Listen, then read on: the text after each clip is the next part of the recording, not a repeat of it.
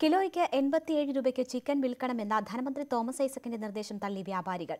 കോഴിക്ക് കിലോയ്ക്ക് 130 രൂപയും ഇറച്ചിക്ക് 200 രൂപ വരെയുമാണ് ഇന്നത്തെ വില. വിലയുടെ പേരിൽ സർക്കാർ എന്ത് നടപടി സ്വീകരിച്ചാലും അത് നിയമപരമായി നേരിടാനാണ് വ്യാപാരികളുടെ തീരുമാനം. 87 രൂപയ്ക്ക് നൽകാമെങ്കിൽ മാത്രം കോഴി വിറ്റാൽ മതിയെന്ന തോമസ് ഐസക്കിന്റെ കർശന നിലപാടിനെ തുടർന്നാണ് 2 ദിവസം കോഴിക്കടകൾ അടച്ചിട്ടത്. ഒടുവിൽ വ്യാപാരികളുമായി ധാരണയായെന്നും ചിക്കൻ വില 87 രൂപയായി കുറയുമെന്നും ഇന്നലെ മന്ത്രി പ്രഖ്യാപിച്ചു. എന്നാൽ ഇന്ന് കട തുറന്നപ്പോഴും തിരുവനന്തപുരം പാളയം മാർക്കറ്റിലെ വില കുറഞ്ഞില്ല. ഒരു കാരണവശാലും കുറയ്ക്കില്ലെന്നാണ് വ്യാപാരികളുടെ നിലപാട്. ഈ വളർത്തുന്ന കസ്റ്റമറിട്ടാണ് നിങ്ങൾ ചോദിക്കാനുള്ളത് 1 കിലോയ്ക്ക് എത്ര രൂപ വിലയാണ്. അപ്പോൾ അവർ കൃത്യമായിട്ട് വില പറഞ്ഞു തരും.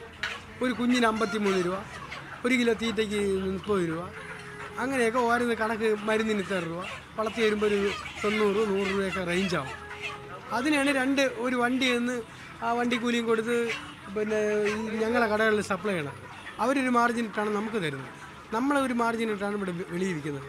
പണ്ട് മുതലേ ഉള്ള കാര്യങ്ങളാണ്. ചിക്കൻ കിലോയ്ക്ക് 87 രൂപയ്ക്ക് വിൽക്കണമെന്ന മന്ത്രിയുടെ നിർദ്ദേശത്തെ കണക്കുകൾ നിർത്തി തള്ളുകയാണ് വ്യാപാരികൾ. അതിന് പേരിൽ സർക്കാർ സ്വീകരിക്കുന്ന ഏത് നടപടിയും നേരിടാനും ഇവർ തയ്യാറുമാണ്. ഇന്നലെ കട അടച്ചിട്ട് തന്നെ ജനങ്ങൾ കിടന്ന് ഓടുക ചിക്കന് വേണ്ടിയിട്ട്. ആ ജനങ്ങൾ എന്ത് ചെയ്യും? 200 രൂപ വിറ്റ കടകളുണ്ട് നല്ല ലൈവായിട്ട്. ജനങ്ങൾ എന്ത് ചെയ്യും? ജനങ്ങൾ വാങ്ങും. ജനങ്ങൾ കഴിക്കണമല്ലോ. ജനങ്ങൾ കഴിക്കണ്ട, സാധനം കഴിക്കട്ടെ. ചിക്കൻ കഴിക്കുന്നുള്ളൂ. അപ്പം ജനങ്ങൾ എന്തോരോട് ജനങ്ങൾ വാങ്ങിക്കും. സംസ്ഥാനത്തിന്റെ മറ്റു ഭാഗങ്ങളിലും വ്യാപാരികൾ മന്ത്രിയുടെ നിർദ്ദേശം പൂർണ്ണമായി തള്ളി.